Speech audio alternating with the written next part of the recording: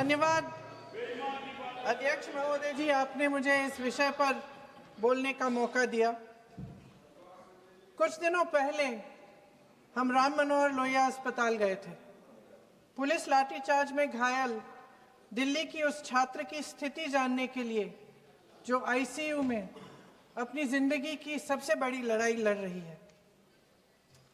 हमसे कुछ ही समय पहले आदरणीय स्वास्थ्य मंत्री जी श्री जेपी नड्डा वहां गए थे और उनसे कुछ समय पहले अन्य नेता भी गए। जब तक हम वहां पहुंचे, उस लड़की की मां नेताओं के आने जाने से गुस्से में थी। सुन लीजिए, सुनिए, किसी की पीड़ा का मजाक नहीं उड़ाते। कोई भी हो, किसी की पीड़ा का मजाक नहीं उड़ाते। आप संसद में बैठे हैं, निशिकांत जी आप बना रहे हो। जब तक हम वहां पहुंचे, उस लड़की की मां नेताओं के आने जाने से गुस्से में थी। किस लिए आए हो? उसने आईसीयू के दरवाजे के बाहर खड़े होकर हमें पूछा। हमारे सामने कांपते हुए हाथ जोड़े कहने लगी कि धन्यवाद, आप आए हैं, ठीक है, मगर मुझे किसी से नहीं मिलना, मुझे किसी से बात नहीं करनी। महोदय, उस मां की पीड़ा से उसका पूरा शरीर कांप रहा था, लेकिन उसने दृढ़ आवाज में कहा, सुबह से बड़े बड़े लोग यहां आ रहे हैं, एक के बाद एक वीडियो बना रहे हैं। वह भी आए जिन्होंने मेरी बेटी का ये हाल किया है। किस लिए? उसने हमसे पूछा। किस लिए? मेरी बेटी की बलि तो चढ़ गई है, लेकिन उसे कुछ भी हो जाए तो मैं उसके लिए अपने आप लड़ूंगी। मुझे किसी की मदद नहीं चाहिए, मैं अकेले लड़ लूंगी। महोदय, शायद मुझे यहाँ खड़े होकर सबके सामने ये बात नहीं कहनी चाहिए, मगर उस माँ की गुहार ने मुझे शर्मिंदा किया। उसके दिल के टूटने की वो आवाज जो अस्पताल की दीवारों से में गूंज रही थी, मेरे मन में अभी भी गूंज रही है। इसलिए उस माँ की इजाजत लिए बिना मैं आपके द्वारा आदरणीय प्रधानमंत्री महोदय जी और आदरणीय गृह मंत्री महोदय जी से पूछना चाहती हूँ कि क्या जरूरत थी एक मासूम बच्ची पर इस तरह दमन करने की? क्या जरूरत थी उन छात्रों पर आंसू गैस चलवाने की, उन पर लाठियां बरसाने की, उन पर वाटर कैनन्स चलवाने की? क्या जरूरत थी उन नौजवान लड़कियों को जलील करते हुए उनके कपड़े फाड़ने की, उनको बेरहमी से गंदी तरह पिटवाने की? देश के युवाओं पर पैलेट गन्स और AK-47 चलवाने की क्या आवश्यकता थी? क्या वे आतंकवादी थे? क्या आतंकवादी हैं? टेररिस्ट हैं? हाँ, कांग्रेस बोल रही है। हाँ, कांग्रेस बोल रही है। जवाब दीजिए, जवाब दीजिए। कांग्रेस बोल रही है, जवाब मांग रही है, जवाब दीजिए।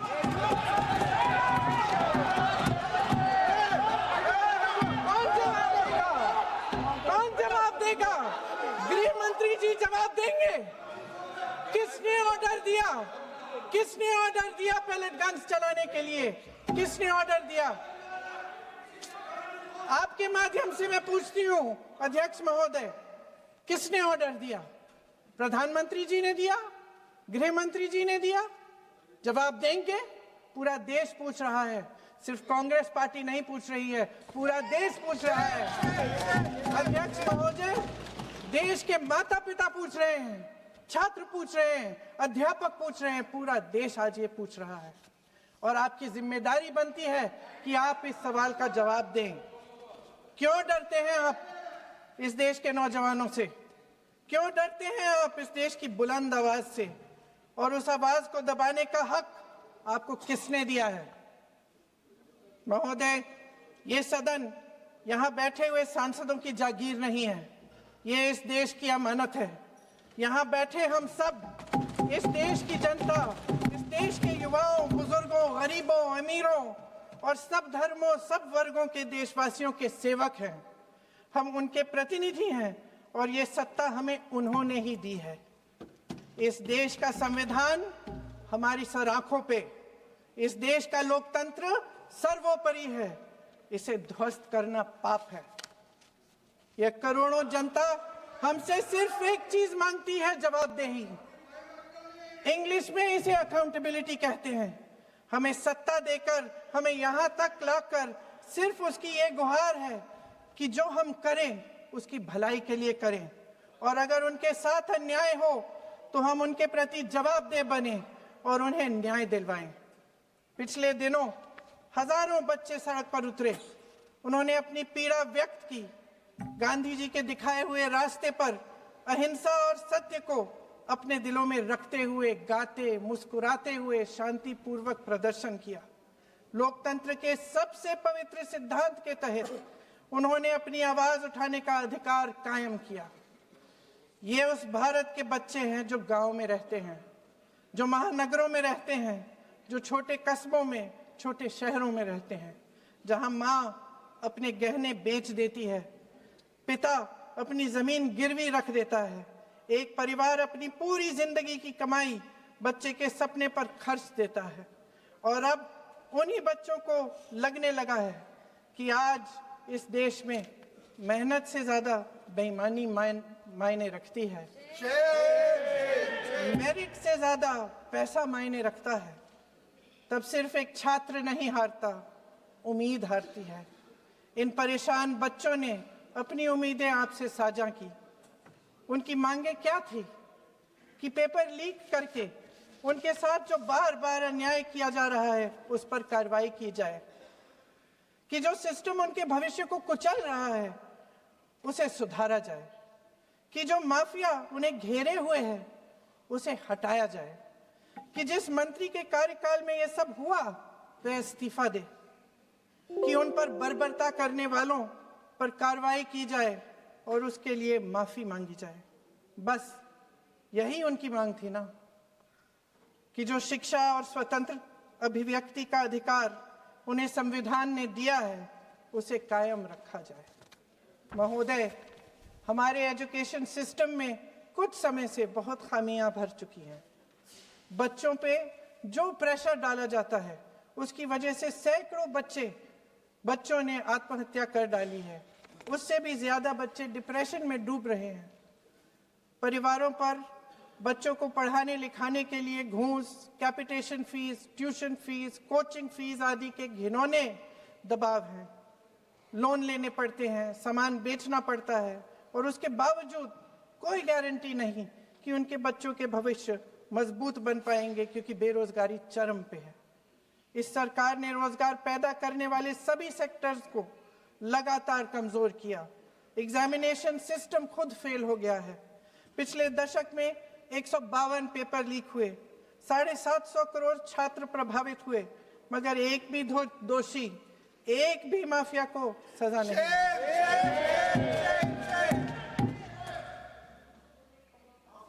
हमारे एजुकेशन में आरएसएस के प्रचारकों को भर भर कर उसे खोखला बना दिया है। जबरदस्ती एनटीए बनवाकर सिस्टम का केंद्रीकरण करके उसे और भी उलझा दिया। देश के कुल बजट में, हाँ जी जबरदस्ती, आपने अभी अभी सुना तमिलनाडु के हमारे साथी क्या कह रहे थे। देश के कुल बजट में एजुकेशन बजट की हिस्सेदारी हर साल बढ़ाने की बजाय घटती जा रही है।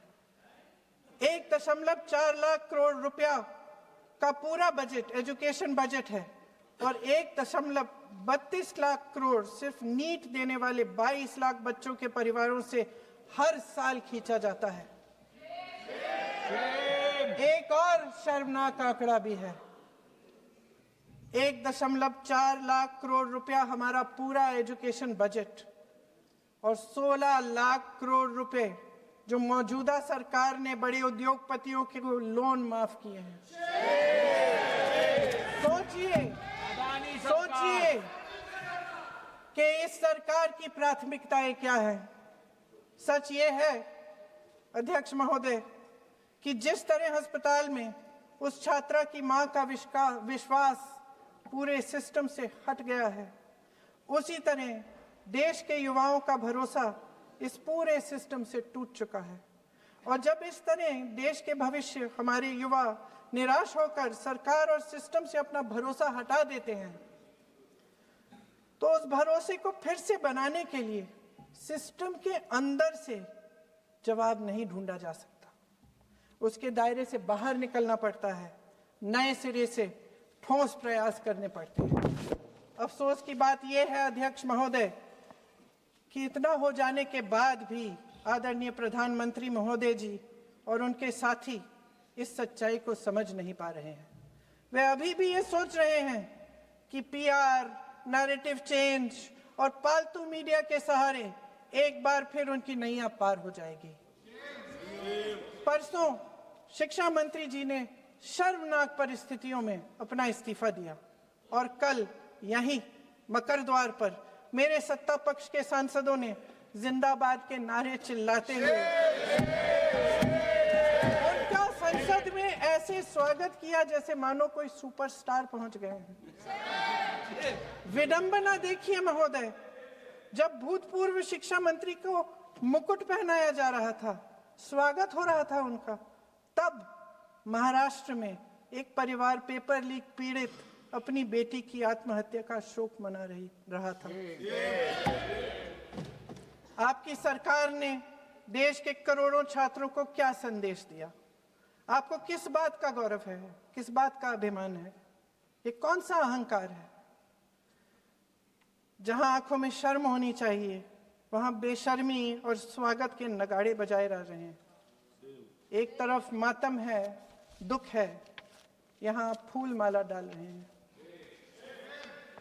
कोई आप पर कैसे यकीन करे? प्रधानमंत्री महोदय जी ने नया शिक्षा मंत्री चुना, एक ऐसे व्यक्ति को इस पद पर आसीन किया जिसने एक गर्भवती महिला के बलात्कारियों की रिहाई पर अपनी सहमति व्यक्त की, खुशी जताई। देश की करोड़ों लड़कियों को प्रधानमंत्री जी ने इससे क्या संदेश दिया? सर, अखबारों में है। अखबार में नहीं, मेरा कुछ भी बोल के चले जाते हैं क्या? अरे ये तो कैसे, क्या है इनके पास? ऐसे ही कोई आरोप लगा दीजिएगा, कोई नियम कानून नहीं है।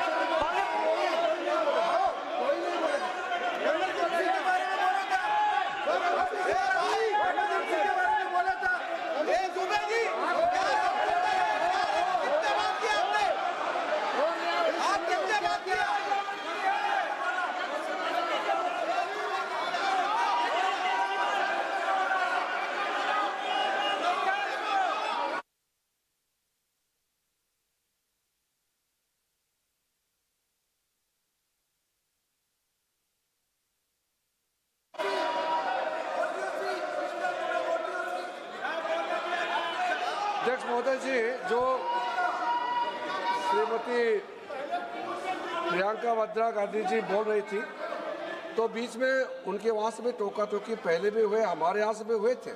अभी हम लोग तो शांति से सुन रहे हैं, लेकिन जो अभी अभी हमारे वर्तमान नए शिक्षा मंत्री को जो उन्होंने टिप्पणी की, कैरेक्टर असैसिनेशन है एक तरीके से।